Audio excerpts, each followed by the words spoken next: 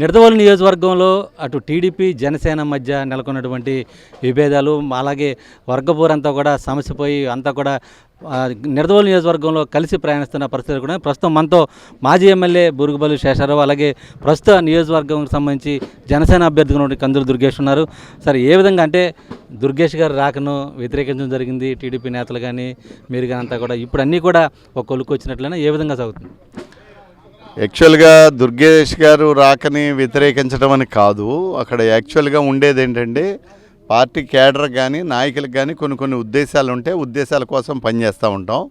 అక్కడ దుర్గేష్ గారిని ఇక్కడికి పొత్తులో ఇక్కడ ఇచ్చినప్పుడు అక్కడ జరగవలసింది ఏంటంటే యాక్చువల్గా కొంచెం అందరూ ప్రిపేర్డ్గా ఉంటే ఒక రకంగా ఉంటుంది.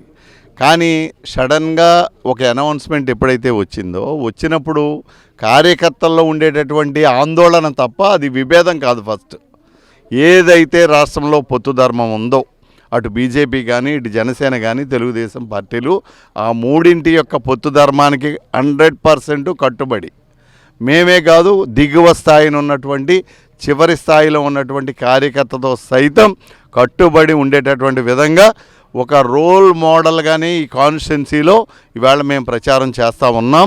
ఎంచేతంటే పొత్తు ధర్మం అనుకున్నప్పుడు అది వ్యక్తి కోసం, ఒక వ్యక్తి అవసరం కోసం చేసినటువంటి ధర్మం కాదు. ఇది ఈ రాష్ట్ర ప్రయోజనాలను ఆశించి ఈ రాష్ట్ర భవిష్యత్తుని దృష్టిలో పెట్టుకుని చేసినటువంటి పొత్తు కాబట్టి దానికోసం మేము ఎట్లాంటి త్యాగాలు చేయడానికైనా మా కార్యకర్తలు కానీ మేము కానీ సిద్ధంగా ఉన్నాం. అదే విషయాన్ని ఇవాళ అందరికీ కూడా చెప్తా ఉన్నాం. అలాగే దుర్గేష్ గారు ఉన్నారు. సరే, ఏ విధంగా ఉంది? మొదట మీరు వచ్చిన రోజునే పెద్ద ఎత్తున నిరసనలు కూడా నిరసనలతో స్వాగతం పలికిన సందర్భాలు ఉన్నాయి. అలాగే రూరల్లో నియోజకవర్గంలో, మీ నియోజకవర్గంలో కూడా మీకే కేటాయించిన పెద్ద ఎత్తున నిరసనలు జరిగాయి. అక్కడ సమస్యలు ఉన్నాయి, ఇక్కడ మీకు ఏ విధంగా ఆదరణ లభిస్తుంది? నిరసనలు ఏవి లేవు, మీరు ముందు అది కరెక్ట్ చేసుకోవాలి. ఎందువల్లంటే అక్కడ కానీ ఇక్కడ కానీ నిరసనలు లేవు. ఇందాక శేషారావు గారు చెప్పినట్లుగా ఒకటి కార్యకర్తలు నాయకుల యొక్క మనోభావాలు కాస్త వాళ్ళు ఇబ్బంది పడినట్టు మాట వాస్తవమే, అక్కడ కానీ ఇక్కడ కానీ.